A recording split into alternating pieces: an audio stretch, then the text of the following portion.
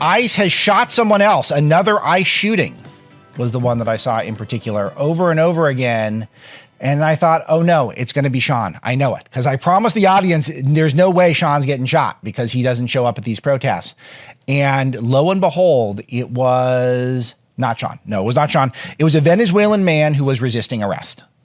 So it's these themes keep coming up already. We're a week and a half into the show, and I find myself talking about some of the same stuff. If you resist arrest, if you defy officers, then you're going to risk your life. You risk your life if you do that. So the move for you is just to comply, to cooperate, and then go from there. And what you should not do is gun your car or resist arrest or anything like that. And there's some lack of clarity in terms of whether or not ICE has the ability to police things. And this is an interesting one, and I'm not an attorney, so I don't have everything completely dialed on this. But I'll tell you that if you're a foreign national and ICE is coming your direction, and perhaps you're either an illegal or could be easily mistaken for an illegal, then you should go out of your way to comply and to just let the chips fall where they may. Do not resist arrest, and you will avoid getting shot. It's a lesson for all of you, especially for Sean. All right. The big news that came out yesterday, right after the show aired, but is important to note, that ICE officer who fatally shot the woman in Minneapolis, Renee Good, he had internal bleeding, according to a report from CBS, which I take because CBS is starting to do more right of center stuff lately. I'm taking it that this was leaked to them by the administration intentionally. The ICE agent who fatally shot Renee Good on January the 7th in Minneapolis, Jonathan Ross, suffered internal bleeding to the torso following the incident, according to 2 U.S. officials that were briefed on his medical condition. So now I'm waiting for all the apologies. And I'm waiting for all the lawsuits for the Ilhan Omars and the AOCs and all the people who had said flat out it was murder. What was the one that we played yesterday? It was a clean murder. I think that was Omar who said that. All the people who were out there who were saying this was murder. Now we had a guy who was obviously, she had made contact with him with the automobile. They were being very obvious, very deliberate that they were trying to get Renee Good to exit the car. And her obnoxious spouse, who was taunting the officers, says, drive, drive, drive. She does drive. She does hit the officer. He does shoot her and kill her. And yet our entire social media feeds for days was ICE is inhuman. This is not about politics now. This is about humanity. And now we know the guy's got internal bleeding. So important to emphasize this. And you got to circle back, guys. You got to do the work. You got to do the work. You got to go back to your friends, your family members, people who got it wrong, the people who shared some bogus feel-good story on their social feeds. Got to go back to them, get them to react to the story. We've got a few Breitbart News. People read this thing, 6,500 comments at Breitbart News, our version of this. You got to go out there and you got to share this with them and say, what is your opinion now? She drove her 4,000-pound truck at the guy. Do you feel like the shooting may have been justified at this point? And you feel like the demonizing this person as a murderer, when I told you he dedicated his entire life, Jonathan Ross did, to law enforcement and to military into being a part of our military, our armed forces, serving our country. And then he just gets smeared like this because why? Some obnoxious activist radical drove a car at him, and he chose to do what he could with the weapons that he had. So, all right, this will keep playing out because the left cannot step back from it. In fact, they see this as an opportunity for whatever reason. We got a lot of clips to this effect. Tim Walz, who's already stepping down, he is still out there for whatever reason. And even though he's not gonna run for re-election, he doesn't need to do this anymore. And yet he continues to fan the flames here of the anti-ICE energy in Minnesota. Let's play cut 7, please. Armed, masked, undertrained ICE agents are going door to door, ordering people to point out where their neighbors of color live. They're pulling over people indiscriminately, including U.S. citizens, and demanding to see their papers. So tonight, let me say once again to Donald Trump and Kristi Noem, end this occupation. You've done enough. And if you see these ICE agents in your neighborhood, take out that phone and hit record. Help us create a database of the atrocities against Minnesotans, not just to establish a record for posterity, but to bank evidence for future prosecution. I would love to try to get some of the first drafts of that, some of the rehearsals, because I bet he says Somalians and not Minnesotans, because that's what we're talking about here. We're not talking about Minnesotans. We're talking about people who came from Somalia. That's what they're targeting. They're not just targeting. They're not going around to people's homes and knocking on doors looking for native Minnesotan families. They're looking for people who are probably here illegally and are probably criminals beyond coming here illegally. That's the whole point, is that if you look at the data that ICE is putting out, and which I trust, it's suggesting that the vast majority of people they're detaining and arresting are actually criminals, real criminals. So that's who they're going after. If you have your hands clean, if you're not interfering with police action, then you're safe and you're fine.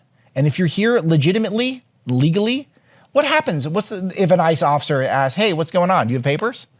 I know that's not a great look for the country overall if they have to do that.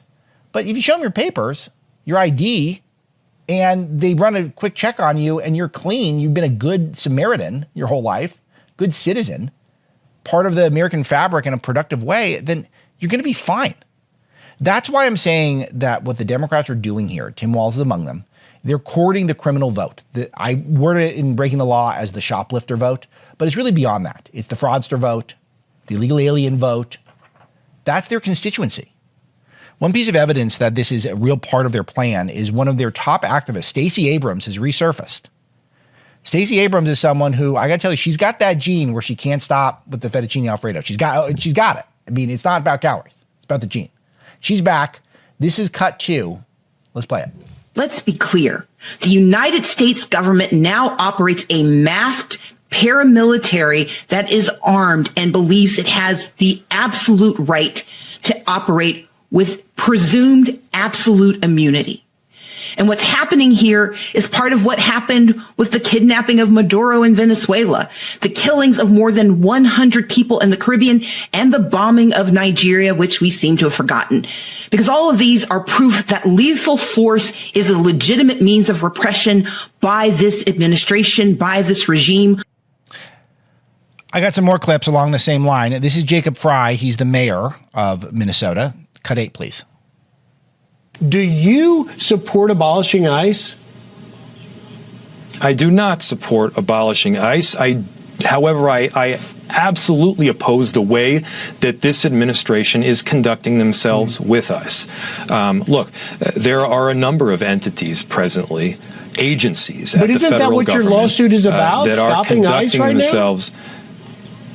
No, you should read the lawsuit. The lawsuit says that, hey, ICE doing ICE stuff is not what we're talking about right now.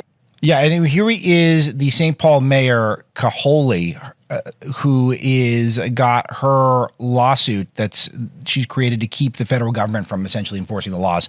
Cut 9, please. Is there any case or precedent where a judge is prohibiting a federal law enforcement agency from enforcing federal law in a state or city? Well, I mean, we have to think about it, right? This is unprecedented time. There wouldn't be any kind of case that exists already because this is the first this is happening. Never in any other administration has any president had this type of overreach into local jurisdictions. And so we will be that precedent-setting case. So a few small observations and then a big one. A small one, Stacey Abrams, excellent camera work there by her social team. They had a couple of angles there, so it was really nice production quality. Jacob Frey, not good on TV. He did not have his hair in order, and I'm very sympathetic. Got to put the work in, but there's hair all over his face, and he was not looking at the camera. So someone's got to coach him up. He needs some media training. Maybe I'll have to drop him a DM, offer up my services to him. I can help him out a little bit. And then what you're seeing here, though, is insurrection. That's what it is. You heard me use that word. I think it was the first show, the first Alex Marlow show last week. I think I used the word insurrection-y or even secession-y. And that now is the topic of conversation for President Trump. Trump is now threatening the Insurrection Act if Minnesota continues to allow these attacks on ICE. They're obviously fomenting it with the language. The claiming that ICE agents are murdering people, which is false. They're trying to create a database, trying so that they can, I guess, name and shame ICE agents. All that's there. And then now you're seeing actual lawsuits where they're saying flat out, we're not going to enforce federal immigration law. And this is where we have sanctuary cities and sanctuary states throughout the country. All this should have always been illegal. And we should have always cracked down on it more than we have. And it was a big mistake in this country that we allowed for certain laws to selectively be not enforced. that there was only one set of laws in this country that people got together and said, we are just not going to, we're act like these don't exist. And that's our immigration laws in sanctuary cities and states. And that's why these places think they can get away with it. And part of me is a little bit accelerationist here. I kind of am curious what's going to happen if Minnesota burns itself to the ground, which it might. I'm curious. I don't know how it's going to go for them. If they do this stuff, it might really backfire. See a big exodus from these cities. The cities get more lawless. They become examples for people like me to cite in shows like this. But overall, there are a lot of decent Americans who are probably there for work or there for family. And we shouldn't lose all of our cities in this way. Of course, all this is self-imposed here. But overall, they're acting as though that they do not exist within the United States of America. They're acting like they're not a part of this country. And they should have thought of that when they were nominating Joe Biden and then Kamala Harris for their political party in 2024. So John Nolte's got the write-up for us at Breitbart News, and he walks through how elected officials like Tim Walz, Ilhan Omar are basically commanding people do not abide by federal law and encouraging attacks on ICE agents. Do you understand that these protesters are all funded by the same mechanism that fund the Democrat politicians? And because of that, they're feeling as though they're emboldened to encourage the rioters, the activists, whatever it may be, to come out and behave in a lawless way because they know that the institutional left that runs the Democrat Party is by and large supportive of them. And if anyone gets shot, even if they are literally causing internal bleeding in an officer by ramming him with their truck, then the whole media apparatus and the whole Democrat Party apparatus is going to make them a martyr. There are marches for Renee Good. Were there marches for any of the victims of illegal alien crime that we've talked about? The Jocelyn Nungaries of the world? The Laken Rileys of the world? How about Charlie Kirk? I called for a march for Charlie Kirk. We never had one, which was probably kind of smart because the feds would have infiltrated and made us look like the bad guys. They're marching for this person who tried to harm an ICE officer in some way. I don't know if she tried to kill him. I'm not going that far. But she tried to harm him, and she's trying to harm this country. This whole apparatus trying to harm this country. And it is insurrection-y, so I applaud Trump for taking a look at the Insurrection Act.